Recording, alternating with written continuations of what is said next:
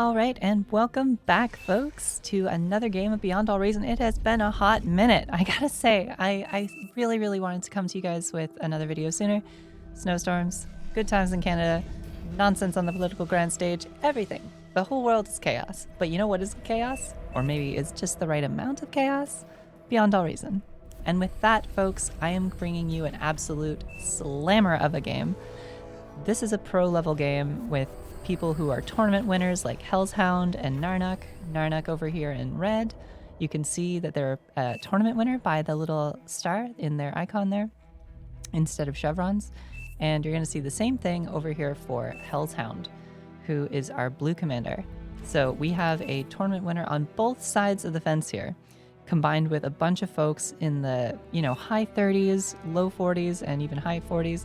We can't forget our good pal 8D here. This guy, if you haven't seen him play before, you're in for a treat. Not as much this game as some of his other games, because this guy goes pretty hard. He has a tendency to do a lot of very quick lab swaps, other stuff like that. You can see Yellow down here already talking about swapping a comm. This is Ural. These folks do not waste time. Ural, we've got Rompy, we've got all sorts of all-star cast. I mean, we even have Meow Cat Meow. Come on, what more do you need? It's such a cute name. And we also have Leyline Leela over here, another crowd favorite. She's one of the few other bar players I know, which is always nice to find. And so far we are kicking off already. Orange is going for some rovers here. I always get the rovers and the rascals confused. The rovers are the Armada option, I believe. Yeah. So rascals are just a little bit better than the rovers, I find, but they kind of need to be because Armada, or Cortex, sorry, really doesn't have a lot of good spam options. So they have to do the most of what they got, However, ticks still, I find, perform better than these guys. As you can see, one tick nearly got a rover and a half, and the other tick didn't even lose a single shot. More rovers coming out up here. Not too much going on down in the bottom. Just kind of trying to chase them, clean them up, keep them from doing any damage to their economies, which is the number one thing that these little raiders are hoping to do. That in conjunction with just trying to get some vision. So you'll see them sneaking in all over the place, like these ones back here. These ones actually managed to get quite a lot of value, taking out one mechs and almost a second. In these pro-level games, there's really not a lot of time. Like, we're at only 2 minutes and 42 seconds, and people are just sending out scouts and aggressive units all across the board. Now, this is something that you don't see a lot in the lower tier games, and to be honest, if you're a lower OS player and you want to kind of, I'm not going to call it cheesy, but if you want like a good way to really boost your OS quickly, learning specific roles like air and sea is one of those ways, but the second way that you can do, no matter what lane you're in, pretty much, is to just send early aggression. Particularly against low OS players, they struggle to react because they often are using very pre-prescribed build orders. So if you've got just a bit of aggression or something that kind of mixes up the gameplay that they're expecting, it means that they will realistically be taken caught off guard, and it can throw chaos into the mix in an otherwise perfectly laid plan. And as we all know, the best plans rarely survive the actual battlefield. Sorry to my theory crafters at home. Grunt versus some Blitz Tank here. Blitz Tank's getting excellent value against those grunts, as vehicles should, frankly. Otherwise, we would be in trouble as vehicle players. Front lines are sort of getting established. Now, if I was to draw a line kind of down across the whole thing right now, whoop, that wasn't the right line. Okay, let's try that again. So, pretty much, this is kind of what we're seeing in terms of territory division, kind of favoring red at the moment, and so is eco temporarily, but I think that was largely just some reclaim. No commander's gone down yet, but I'm expecting a pretty volatile game here, to be honest. You can see Lit Punk in the spectator chat saying he doesn't think the game's gonna last long. Oh, we got some comms trying to trade out here. Now these Janices, you have to be so careful. If these things are on hold fire, you can really quickly snipe a comm. Leela and Dog 1 is open, are trading pretty evenly right now, and Dog is in a lot of trouble, but they will both go down at this point if they were to die next to each other. You can see by pressing spacebar and X the explosion radius on those commanders, and it is huge. so you have to keep your eyes out. We do have a ping on these hovers down here sent by Ampersand. And I'm just going to call this out. You know, at level 9 OS, this player is doing something a little bit different, which I love to see. You know, really taking advantage of the map. So today we're on Hades Pond, and that means that these little water areas give you kind of an opportunity if you want to do something a little bit sneaky with, say, your hovers or with something else. This LLT would do a good job of shutting them down, but instead it looks like we're going to try and trade out against some units here. Now, normally when I see these goons go in, they're not that great, but for whatever reason, Ampersand's getting crazy value on these. What the heck? Look at him taking out all those rovers without really any issue. Even the pawns here, I guess it's just like the snowball factor. They've got the right number of hovers to really make something happen. I just don't want to miss too much up here. We do see 3 of these Janus against 1 comm. That's looking like a trade. Yep, and the first 2 comms go down. And that's going to be, I think that was Shiny Beer Can? No? So that was Pink, so Lewis, and, oh, we also still have the hovers going on. See, in these pro games, there is so much going on at all times. You kind of can't really stay at any one spot too long. But whoever manages to get the reclaim here, and it's looking like Dark Clone's grabbing a lot of it, canceled and degunned by a Shiny Beer Can, who's trying to deny some of it. Nice job. Always want to try and do that where you can.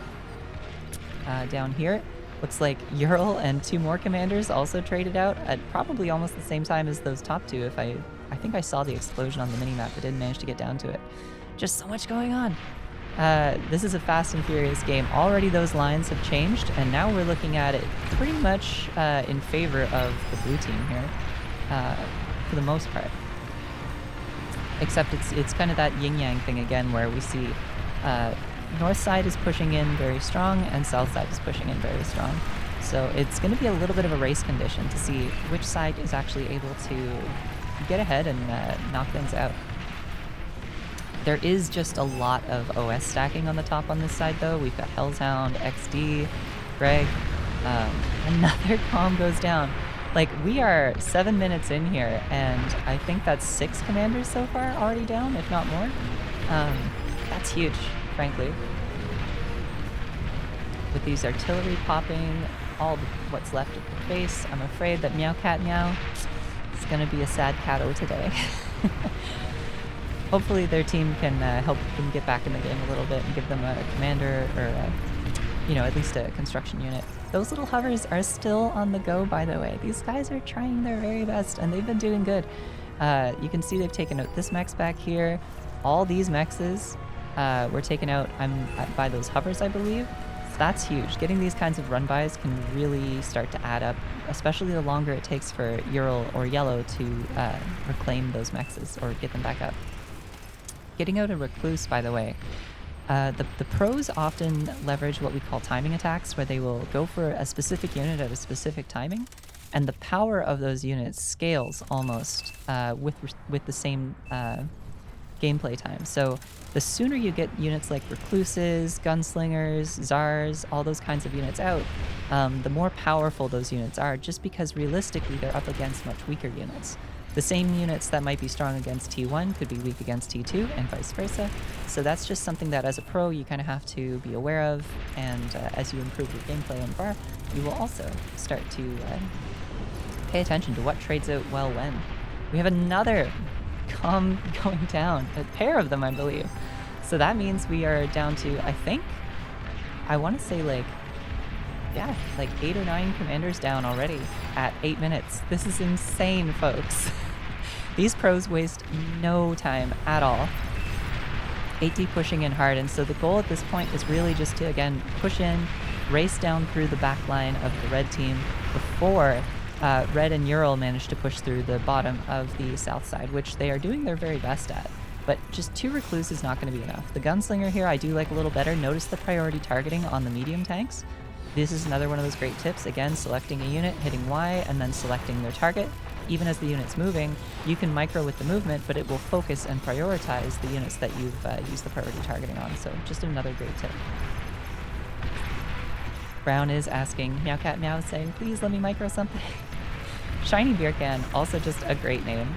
At this moment, they're kind of like the big hope for the north side of the map, so they've got to get that T2 lab up and get some units coming out. T1 is just not going to cut it, particularly when you're facing 3 players at once. So, my goodness. What a just absolutely action-packed game. See, this is why I love Bar, is because there's always something going on, and as one caster, it's actually kind of hard to follow absolutely everything. Maybe some point down the line, we could look at getting a second person on the stream and could do a duo cast and maybe even switching back and forth between camera perspectives. I think that'd be really fun. Let me know in the comments if that's something you'd be interested in seeing. No promises on when that'll happen though, because I don't think anyone else has really done it either. So that's going to be another calm going down, and with it, I think a lot of the hopes for the blue team. I think that was Dog 1 is open, and yeah, we see these medium tanks doing their very best against more medium tanks to try and clean things up. Yellow has gone for Platypus, and I love to see this. Again, same as those early hovers, they're pushing across the pawns and trying to get some value. These ones manage to sneak through. Against missile trucks, they'll trade pretty well, but against the medium tanks or bigger units, they're going to start to struggle. Platypus are really, really low HP units, but they're also very cheap to pump out, so I don't mind seeing a few of these trying for those surprise attacks and attacking from odd angles. There is a lot of metal reclaim here available, so with that 3.5k, it could help them get back. But blue team is already just so far ahead. We're looking at 100 metal versus 250 on the top. So I think that's going to be... we do see the resign vote being called, and frankly, from the perspective of pink here, it's looking like a freebie. Or sorry, this is purple. Greg, old Greg. Thank you, Greg. Doing your very best, knocking out wind turbines, and once you get that T2 lab, I think that'll be the nail in the coffin. But will they get it? The sprinters are actually doing quite a good job. The Jaguar tanks are excellent assault units, but they do, you know, they are just really squishy, so you have to keep that in mind. But they do manage to get those converters. And as those converters go down, so does the morale of the team, and that is going to be it for this game of Beyond All Reason. Holy cow, folks, that was so fast at just 12 minutes. I don't even know what to say. When you watch the pro games, it really is something else. That being said, I just want to leave you with one point here. Don't ever let OS or just seeing the pros deter you from trying to play with them. A lot of them are still very friendly. They're still happy to teach, and more than that, you learn a lot more by playing against opponents who are much better than you than just playing with opponents who are weaker than you or the same. So never be afraid to push yourself, and I hope to see you again in the next game of Beyond All Reason.